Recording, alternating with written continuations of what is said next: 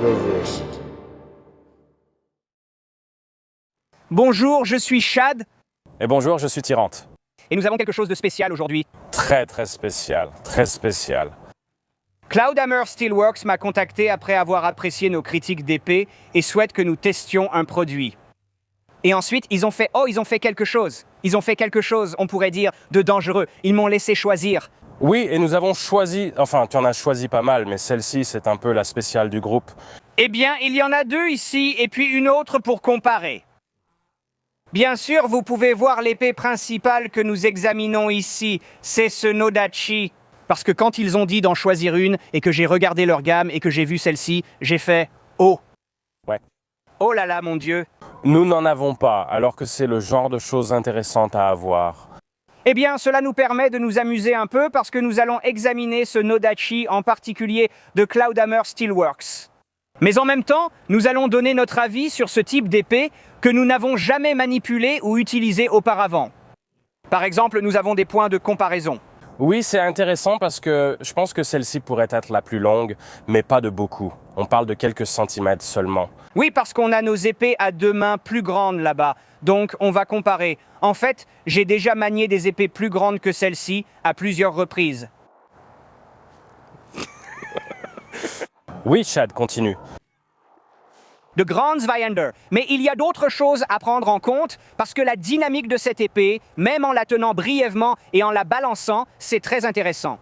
Intéressant. Avant d'entrer dans le sujet, discutons du prix. Nous avons plusieurs épées comme celle-ci. Oui, Vous l'avez déjà vu, c'est notre katana à 1000 $, mais en général, il coûte plutôt 950. Je sais qu'on est souvent sévère avec cette épée, ouais.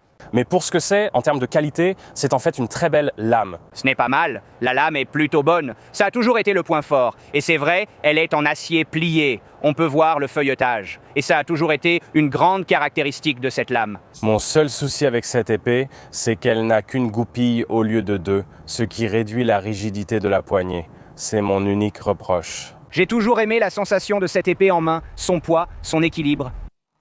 J'ai aimé cette épée, même si on l'a soumise à beaucoup de mauvais traitements. Mais en fait, par rapport à ce qu'on attendait, elle a plutôt bien résisté à ces mauvais traitements. Et donc, chose intéressante, le Nodachi juste en dessous ici est à peu près dans la même gamme de prix. Oui, très similaire. Il y a peut-être une différence de 30 $, quelque chose comme ça. Et je viens de repositionner ça. Je le veux comme ça. Non, je l'aime ainsi. Je ne veux pas parler car là, c'est mieux au milieu. Ceci coûte environ 950. Oui, à peu près. Donc, ils sont dans une gamme de prix très similaire. Et moi, eh bien, on va parler de la qualité. Oui, on en parlera. Mais il faut considérer certains points, d'accord ? Une grande partie du prix de cette épée vient de son valeur esthétique grâce à sa structure feuilletée et à l'acier plié. Mais je dirais aussi la qualité.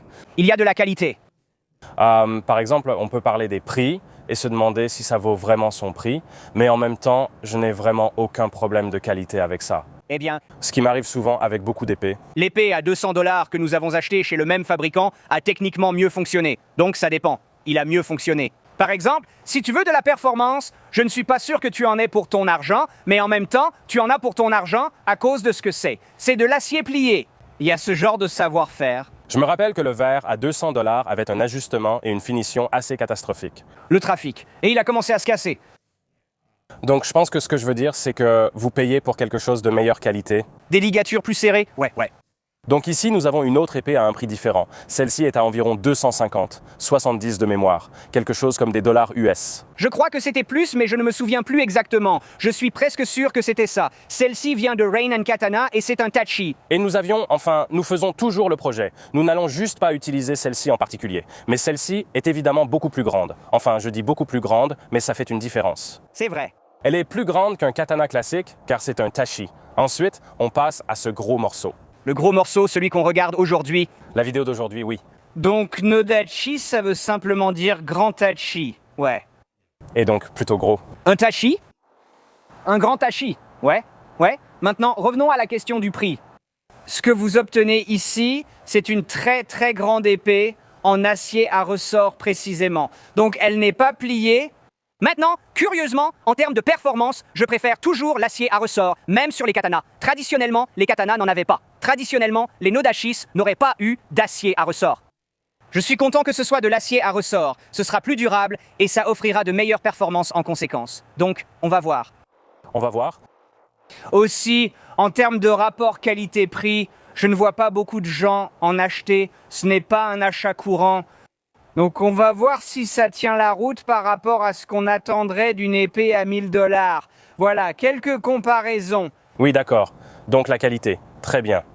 Je suis d'accord que si tu dépenses 1000 $ pour une épée, tu en as beaucoup pour ton argent. Mais en même temps, la qualité est importante. Je trouve qu'il y a plusieurs points à critiquer sur la qualité, surtout la lame et le tressage de la poignée. Oui, Appelle-t-on encore ça un saya quand c'est si grand? je crois que oui. Le saya. J'ai quelques soucis avec ça. Par exemple, il y aura des plans rapprochés où l'on voit même des traces de superglue. Ouais. Je pense que ce sont des traces de brûlure de superglue ici. Ce sont juste ces petits détails où pour 1000 $, Je trouve que les garnitures ici ont l'air d'être de qualité inférieure, rien qu'en les regardant. Oui, je pense que le prix de 1000 $ s'explique par le caractère très unique et rare de cette épée. Mais voyez, comparer fait partie de l'évaluation. Les épées anglaises à 2 mains ici, d'accord? Voyons la longueur, d'accord? Elles sont à peu près de la même longueur, d'accord? pas de beaucoup. Quelques centimètres de plus, c'est la plus grande. Celle-ci coûte probablement environ la moitié du prix, je pense. De mémoire. En réalité, je pense que c'est moins cher, car j'en ai acheté plusieurs et je n'en aurais pas pris 3 à 500 $ pièce. Je ne crois donc pas que la taille justifie le prix. Et puis, quand je regarde la comparaison de qualité, les garnitures, il y a, regarde, le modèle avec une garde en croix et un pommeau, n'est-ce pas? Oui. Ceci est conçu pour être davantage conçu comme une réplique historique. Même si certains pensent que c'est plus sophistiqué, c'est juste moulé. Tout est fait dans un moule. Ce ne sont pas des garnitures plus coûteuses. Par exemple, ici, ils n'ont pas de revêtement en peau de raie. C'est juste un tissu bon marché. Tissu par-dessus, comme un? Tu appellerais ça comment? Un objet pour la table à manger. Oui. Ce sont des petites choses comme ça qui justifient le prix. Donc ce serait probablement ma seule plainte jusqu'à présent. Je pense que c'est probablement un peu trop cher.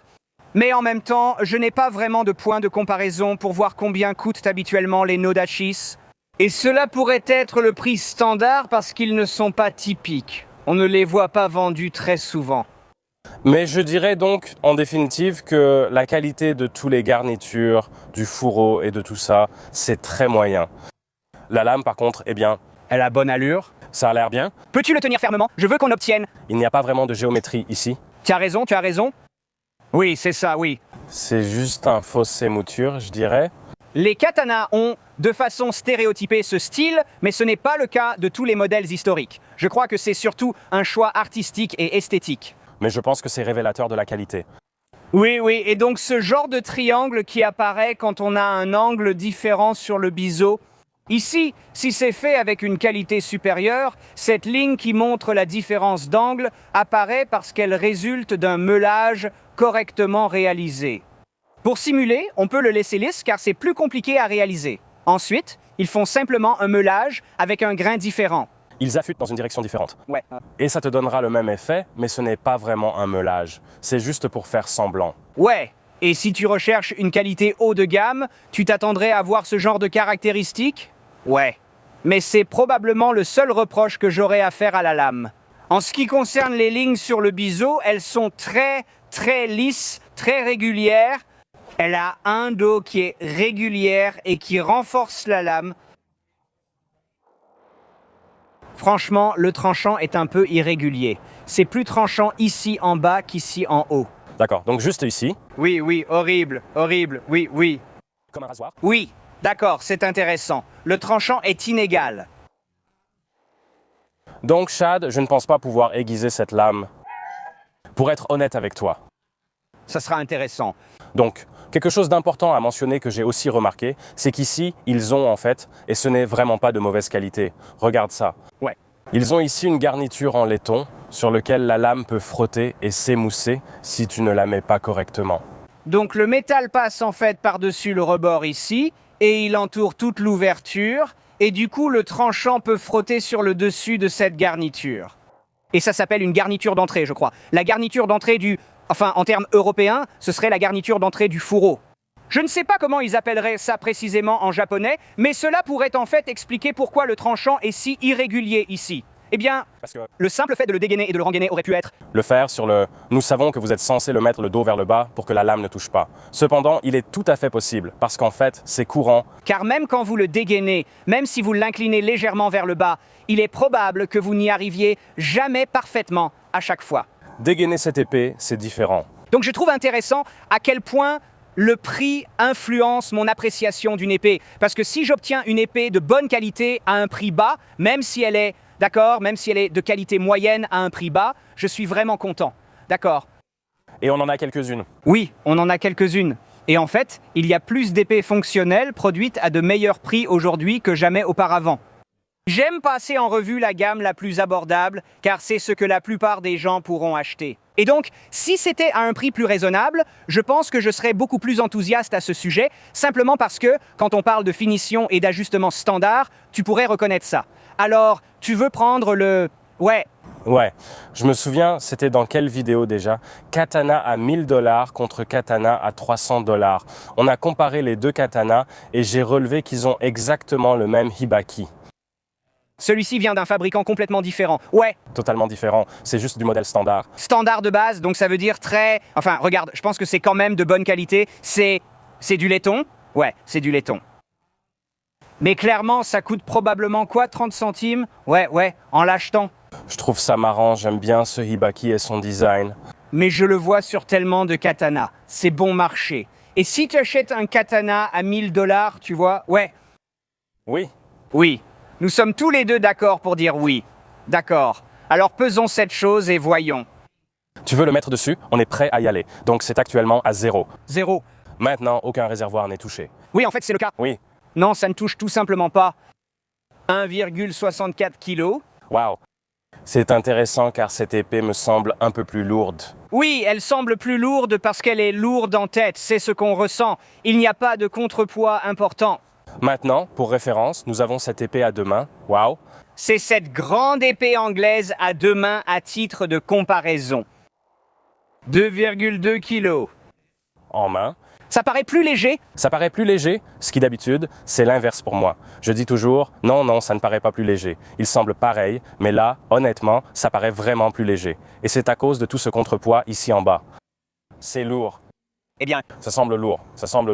je pense que ça a du sens parce qu'il n'y a pas autant de contrepoids, la poignée est plus petite et c'est plus lourd vers le haut. Mais le truc, c'est que c'est une grande épée. Faisons une comparaison. C'est une très très grande épée, non? Le fait qu'ils aient réussi à obtenir 1,6 kg pour une épée de cette taille, c'est vraiment impressionnant. Ça l'est. Mais il y a quelque chose à mentionner, sur lequel on reviendra lors de la partie des tests, c'est que le poids donne une sensation, comment dire, ça donne vraiment une impression de lourdeur vers le haut, mais pas comme un katana. Pour moi, c'est plutôt ici que ça se ressent. Oui, Au lieu d'être en haut comme un katana, imagine que c'est beaucoup plus court. Sur un katana, le poids est tout en haut, mais pour moi, c'est au milieu. oui.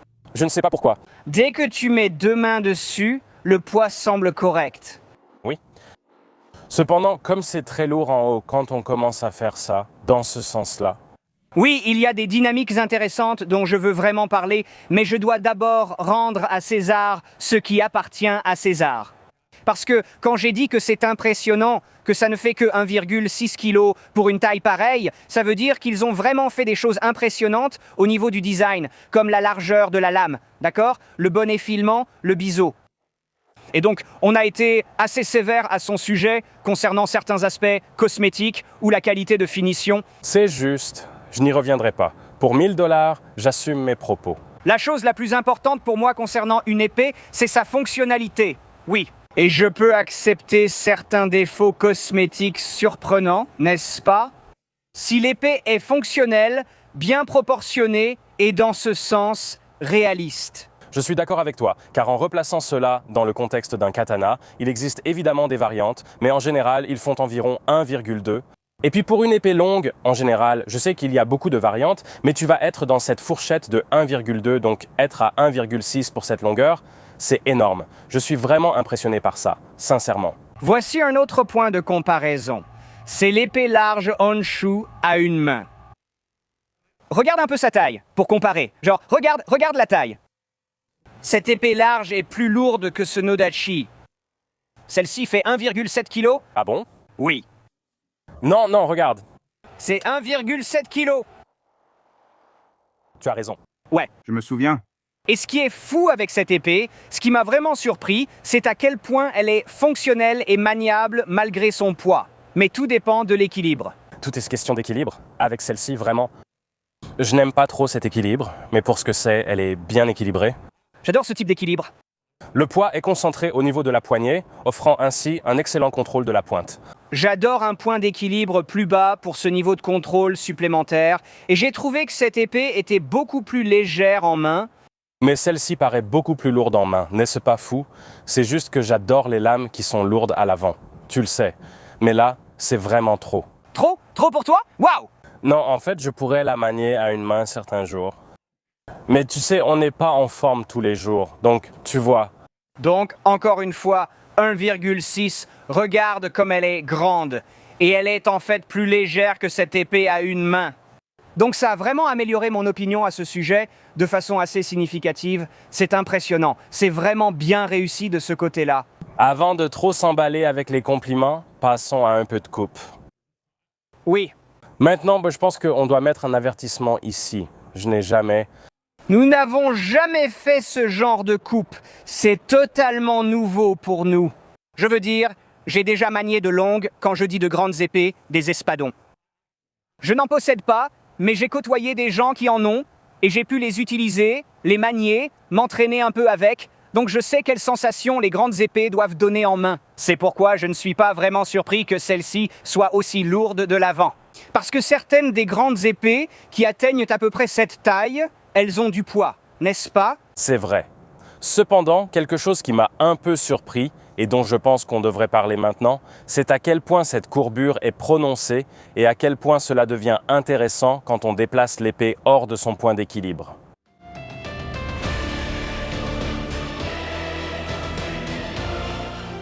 Je souhaite partager mes impressions sur le maniement du Nodachi, car c'est vraiment très différent.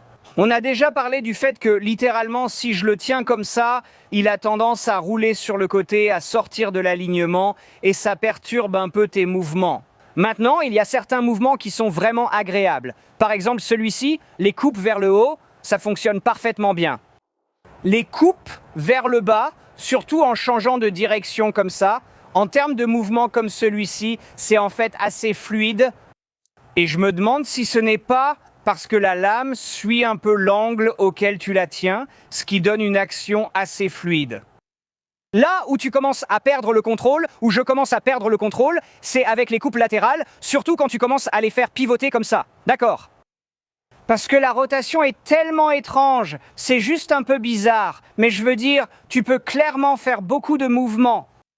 Le mouvement le plus difficile à faire, et c'est surtout parce que c'est à la fois à un seul tranchant et courbé, ce sont les coupes vers le bas, mais tu ne peux pas faire des coupes vers le bas au faux tranchant. Parce qu'avec une épée à deux mains, à double tranchant et droite, il y a des coupes vers le bas avec le tranchant inversé qui tourne tellement facilement. Et ça veut dire que tu peux enchaîner sur des coupes vers l'arrière. Et donc, ces mouvements sont en fait des choses que tu vois dans, par exemple, les traités sur la montante et ce genre de choses, où le but est de tenir plusieurs adversaires à distance.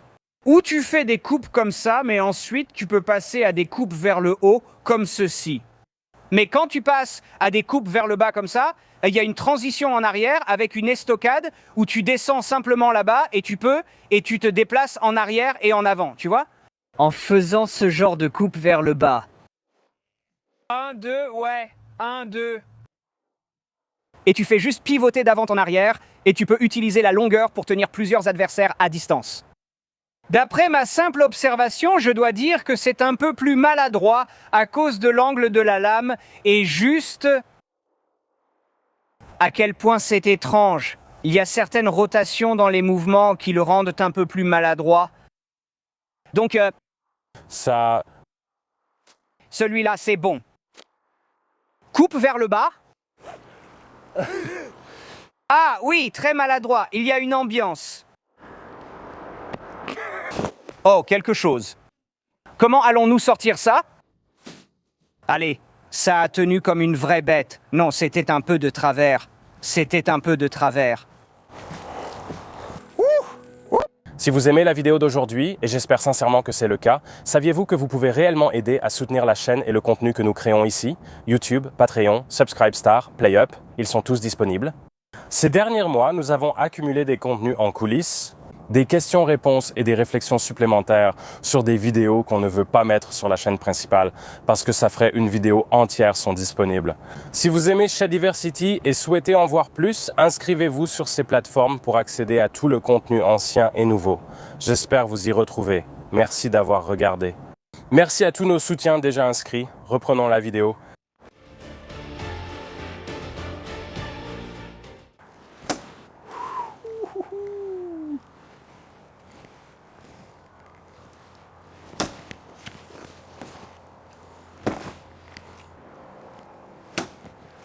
Donc l'alignement du tranchant est une toute autre affaire avec cette chose. En fait, ça a vraiment tendance à sortir de l'alignement du tranchant, simplement à cause de la façon dont l'épée veut naturellement tomber. Et donc on lutte contre ça un peu plus que ce à quoi je m'attendais. Parce que même pendant la coupe, on a tendance à tomber comme ça. Et regarde, c'est complètement faux. Donc il faut vraiment essayer activement de garder ce tranchant en place. Mais même là, tu vois, comme... C'est intéressant. Ce n'est pas bon.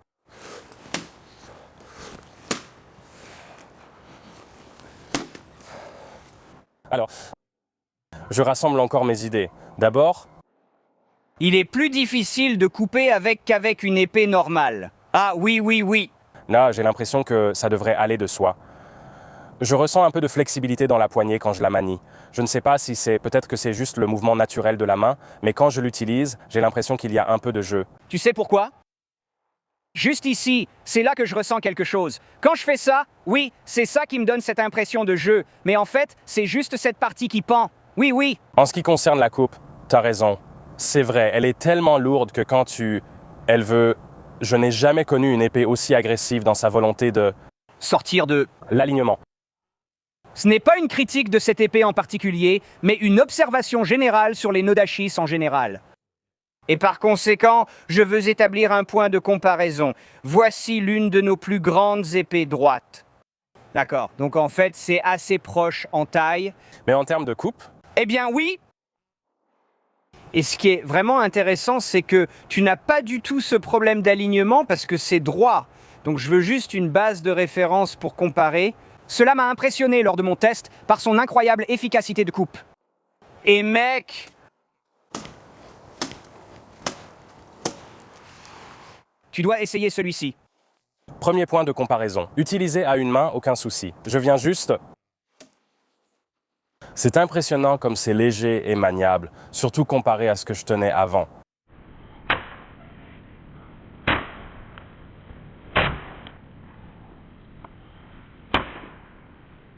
Tu as déjà coupé avec celui-ci avant? Pas celui-là.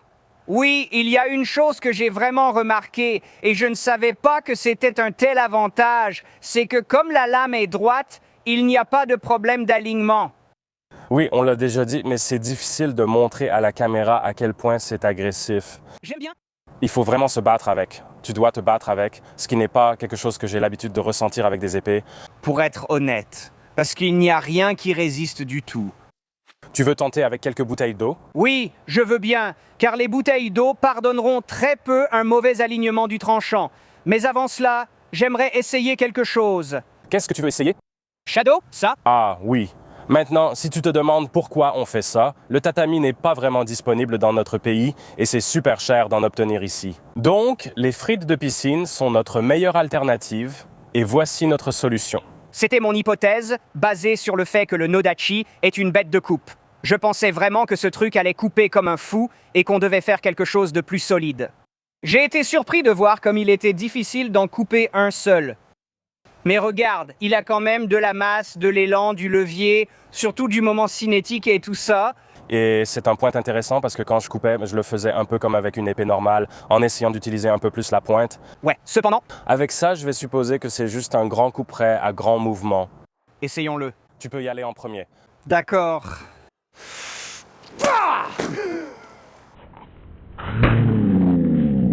Je crois que je suis passé à travers. Est-ce que je les ai tous coupés de part en part? Non, non, le dernier. Le dernier, c'est non, non. C'est ça. Tous devraient avoir la même hauteur, sauf ceux coupés en biais. Attends, on va faire notre petite analyse. Essayons de comprendre ce qui se passe ici. Et il y avait 6 frites de piscine, toutes avec un dessus bouché, donc tu les as toutes coupées. Oui. Ça s'est un peu déchiré. Ce n'était pas très propre? Ce n'était pas joli, mais tu l'as fait. D'accord. Quel gâchis. D'accord. Petite précision importante maintenant. Celui du tyran en a 5, alors que le mien en avait 6. Très bien. Donc, s'il passe ça facilement, il faut juste qu'on comprenne bien ça, d'accord?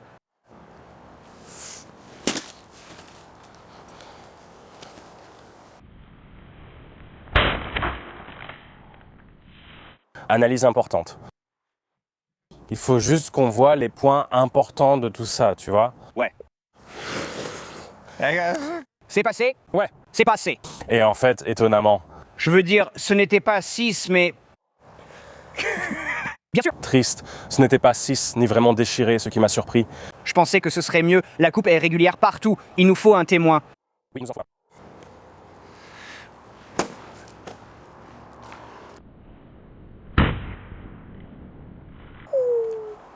D'accord. C'était bien.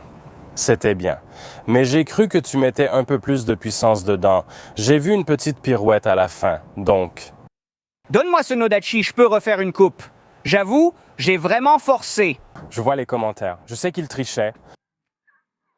Je vais mettre la même force. Prêt?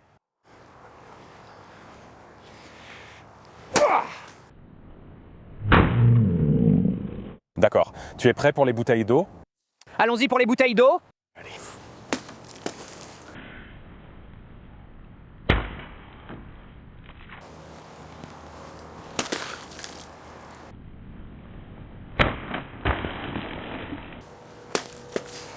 Jamais une épée ne m'a autant déçu.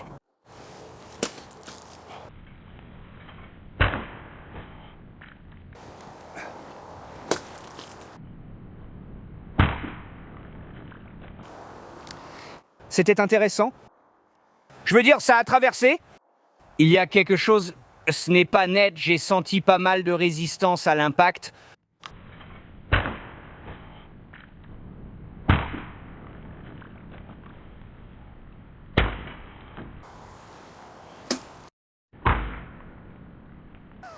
Je n'ai même pas ressenti ça.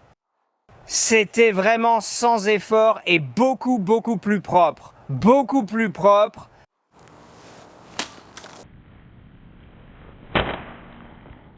Oh, wow. Je te l'avais dit. Oh, C'est sympa. je voulais l'avis de Tyrant sur la coupe avec ça. Je n'ai pas coupé avec ça. En fait, je n'ai jamais utilisé cette épée pour quoi que ce soit. Et je me souviens de ma première coupe d'une bouteille d'eau avec ça, et j'ai failli perdre la tête parce que je n'arrivais pas à croire à quel point c'était facile. Je n'ai même rien senti. Et toi, comment c'était? C'était vraiment agréable, en fait. C'était plutôt sympa. Et d'habitude... Écoute, c'est moi le fan de katana ici. Ouais. J'ai sorti le tachi pour qu'on fasse quelques coupes, car ce sera le jour et la nuit. Avec celui-ci, je suis un peu moins enthousiaste pour l'instant. Actuellement, je parle du Nodachi. Oui, le Nodachi. Pas celui-ci. Celui-ci, en fait, ça va. Oui, ce qui me fait mal. Un de mes préférés, ça me fait mal de le dire.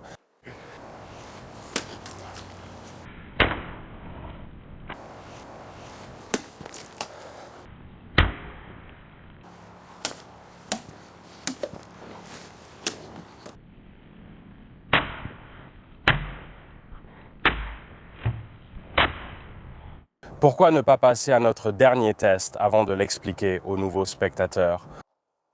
Nous faisons ça avec chaque épée, n'est-ce pas? Ouais, oui. Et donc, si elle fonctionne mal? Regarde, nous avons des points de comparaison. C'est pourquoi j'ai montré d'autres épées, car ils existent non seulement avec les épées occidentales, mais aussi avec le katana et d'autres. C'est un sujet délicat. Au katana, bien sûr. Oui. Donc oui, je suis un peu déçu par ça. Et je pense que les Nodashis sont vraiment cool, mais je suis aussi surpris par les performances des Nodashis. Je pensais qu'un Nodachi, en faisant abstraction de certains défauts de cet exemplaire précis, serait une épée plus agréable à manier et à couper. Ouais, très bien. Passons maintenant à notre test sur bois. Je suis un peu inquiet pour lui, Chad. Oui, Jamais frapper quelque chose d'aussi long et gros. d'accord. Bon, on surveille son langage aujourd'hui. J'ai frappé quelque chose d'aussi long. J'ai frappé beaucoup de bois. D'accord. Oui, avec quelque chose d'aussi long et gros, mon épée anglaise à 3 mains. J'en ai plusieurs, en fait. Oui, mais ça, à cause de la construction du manche, sur celui-ci, ça m'inquiète davantage. Eh bien, c'est ça. C'est une idée fausse que beaucoup de gens ont à propos des très grandes épées. Ils croient qu'elles coupent mieux, mais ce n'est pas vrai. Nous avons sans doute montré certaines limites, d'accord? Une très grande épée offre surtout de la portée, pas tant de puissance de coupe. Cette épée-ci n'est pas tellement plus légère. Non, elle doit faire quoi? 1,2. Oh, quelque chose comme ça? Ouais, celle-ci fait 1,6. Mais le poids est plus concentré, non? Oui, il y a moins de masse ici. Beaucoup ignorent que quand on frappe, si je peux juste l'amener ici, d'accord? Quand tu frappes quelque chose, d'accord, ça met beaucoup de pression ici parce que ça s'arrête, tu vois? Mais cette partie de la lame veut continuer à avancer et tu appuies ici. Et donc, j'ai en fait tordu des épées plus longues, comme celle-ci, plus facilement que n'importe quelle autre épée avec laquelle j'ai coupé. Et c'était avec l'épée à 2 mains anglaise que je l'ai fait. Et c'était parce qu'elle était plus longue et plus fine. Donc on pourrait voir certains... Pour évoquer brièvement la construction de la poignée, puisqu'on l'a déjà abordé dans d'autres vidéos, les katanas et épées similaires sont fabriqués avec des chevilles en bambou traversant la soie et la poignée. Cela signifie qu'une grande partie du choc est transférée directement vers la poignée, à cet endroit-là, ce qui peut être un avantage, mais aussi un inconvénient. Eh bien, quand c'est quelque chose d'aussi grand, Elles s'abîment plus vite, c'est le problème. Elles sont moins durables. quand il s'agit de quelque chose d'aussi long et imposant, C'est très long et imposant, Tyrante. Tu as raison. oui, ça m'inquiète aujourd'hui, mais essayons quand même. Longue tige d'acier fine. D'accord, nous en sommes donc au redouté test sur bois. Maintenant, souvenez-vous, ce n'est pas vraiment ce que nous faisons au bois qui compte, c'est plutôt la façon dont la lame s'en sort à l'issue de ce test.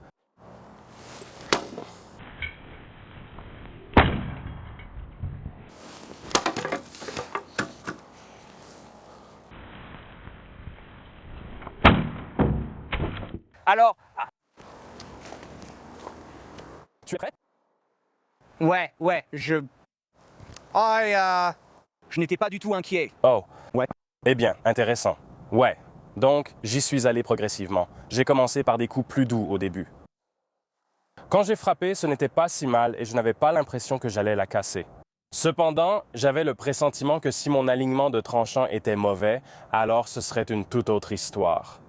Comme mon alignement de tranchant était bon, ça m'a paru solide, ce qui m'a surpris. Et c'est une lame en acier à ressort. Donc vous savez, elle devrait pouvoir résister à un peu de mauvais traitement. Je suis surpris. Je suis vraiment surpris en ce moment. Tu veux essayer?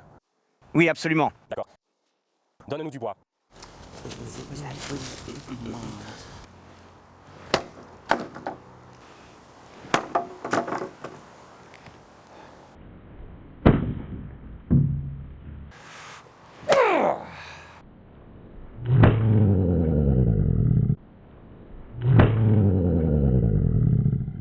Juste quelques tests rapides de poussée. En fait, c'est bien mieux que ce à quoi je m'attendais.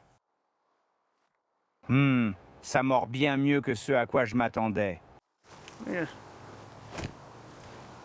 Quelques observations sur la façon dont ça a tenu, vu la quantité de mauvais traitements qu'on lui a fait subir. Vous voyez, les garnitures se desserrent. Je serais surpris que ça tienne sans une goupille qui passe ici pour maintenir le tout, sinon ça glisserait vraiment maintenant. Oui, et je pense que ça a seulement été collé à l'origine. Ils auraient sûrement utilisé de la superglue ailleurs. Ouais, donc les problèmes qu'on avait avec l'ajustement et la finition depuis le début se confirment après l'avoir un peu malmené. Voilà pourquoi je suis aussi dur avec, on l'a déjà vu avant. Même ça a un peu de jeu. Si l'ajustement et la finition sont mauvais au départ, ça ne fait qu'empirer ensuite, comme on l'a vu avec la Master Sword. La poignée et la garde se sont détériorées avec le temps, et c'est un de ces cas où, oui, ça a vraiment beaucoup de jeu. Ouais, tout est une question de point de comparaison, non? Je serais moins critique à ce sujet si c'était moins cher. Oui, En fait, c'est assez cher, c'est là que le rapport qualité-prix se joue. et je ne pense pas que cela vaille 1000 $. Et écoutez, je veux être très clair, je suis venu faire cette critique en voulant aimer cette épée. Elle paraissait impressionnante et je n'avais jamais utilisé de Nodachi, que j'ai toujours trouvé très cool. J'avais donc un a priori positif en commençant. En la mettant à l'épreuve et en l'utilisant concrètement comme une épée en main. Tu pourrais imaginer mettre une garde différente et d'autres éléments sur celle-ci. Oh. D'accord, donc en termes de qualité d'assemblage et de finition, comme on l'a dit au début, tu sais, je leur donnerais probablement, j'allais dire un B-, mais quand on regarde la gamme de prix, je suis un peu plus sévère. Ouais. Un peu comme un C. Pour la lame, je ne suis pas satisfait de la tenue du tranchant. Mais la lame, en termes de design et de géométrie, le poids, ils ont vraiment réussi. Oui, c'est ça. Et l'acier à ressort, il a résisté à de bons coups. Il y a eu une déformation, mais elle est revenue en place. Donc, c'est un point positif. Je suis d'accord. J'ai été surpris par ça. Je pensais que ça n'allait pas aussi bien tenir. Et à la fin, j'étais confiant que ça n'allait pas simplement casser net. Au début, j'y allais modérément, puis je me suis senti de plus en plus en confiance pour frapper plus fort, de plus en plus fort. Modéré ou vraiment léger? Ça avait l'air léger. Plutôt dans le bas du moyen. Le moyen, c'est toute une plage. Mais c'est là qu'on en arrive au point important. Est-ce que tu le recommanderais? Si c'était moins cher, je pourrais. À ton avis, à quel prix cette épée devrait-elle raisonnablement être vendue? Je dirais pour moi, maximum 500. J'allais dire 600. Vraiment? Parce qu'on a vu beaucoup de bonnes épées dans la gamme de prix de 300 à 400 parce qu'on a une lame bien plus imposante. Je dirais, tu sais, si quelqu'un disait 6 cents, je pourrais laisser passer. À 1000, je ne suis pas à l'aise avec ça. Et je disais juste pour... Tu ne lui donnes pas ses paniers. Alors écoute, c'est décevant. Ce n'est pas pour dire que tout ce que ce fabricant fait est terrible. En fait, nous avons une autre épée. Nous aurons un avis de sa part qui a reçu de très bonnes critiques d'autres testeurs d'épées. C'était laquelle? C'est le katana, avec des avis positifs, notamment celui de Matthew Jensen, un excellent critique d'épée. C'est aussi un bon ami de la chaîne. Il a testé le katana reçu qui possède l'un des aciers d'épée les plus résistants essayés ici. J'ai hâte de l'essayer. J'ai oublié la référence exacte, c'est quelque chose comme SS Sept. En tout cas, ça arrive bientôt. Et j'ai hâte de l'essayer. Donc, merci à Cloudhammer Steelworks de nous avoir envoyé cette épée pour un test. Et si ça vous intéresse, c'est quand même une épée vraiment intéressante. Et elle est très unique. Elle est unique. Et il y a encore des aspects amusants à son sujet. Il y a des choses à saluer. La lame était impressionnante. Le tranchant d'usine, mais il a bien résisté au mauvais traitement. Et les Nodachis, je trouve ça très cool. Mais en général, les Nodachis sont vraiment intéressants. Oh. Regarde. Je dis juste que c'est intéressant. Les Nodachi, en général, ils ne sont pas aussi bons que les lames droites. Je pense que si celle-ci était à simple tranchant mais droite, beaucoup des problèmes qu'on a avec l'alignement du tranchant et la drôle de façon dont elle tourne et tout ça seraient en fait atténués. Normalement, je serais plus mitigé, tu vois, genre « Oh, katana depuis longtemps ». Mais là, je suis carrément d'accord avec toi. Beaucoup d'éléments efficaces pour un katana ne s'adaptent pas aussi bien quand on les applique à une version plus longue. Oui! Ouais. Ouais. Et je ne m'y attendais pas. J'étais là, genre, non, les Nodachi, de vraies bêtes de coupe, allons-y à fond.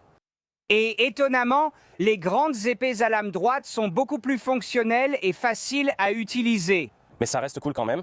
Ça reste une épée très cool. Donc si ça vous intéresse, c'est Cloudhammer Steelworks et on a encore d'autres épées à tester de chez eux. Merci à tous d'avoir regardé. Et si vous voulez vraiment voir un autre test où on essaye une épée tout aussi longue, vous l'avez vu dans cette vidéo, c'est la Claymore, c'est la Honshu. J'ai oublié le nom exact. C'est une Honshu Claymore ou quelque chose comme ça, mais cette épée est vraiment géniale et je l'aime bien. Tyran a pu l'essayer et voir mes premières impressions et comment ça tient la route. Vous pouvez, la vidéo est juste là, regardez-la. J'espère vous y voir. Salut les gars. À plus.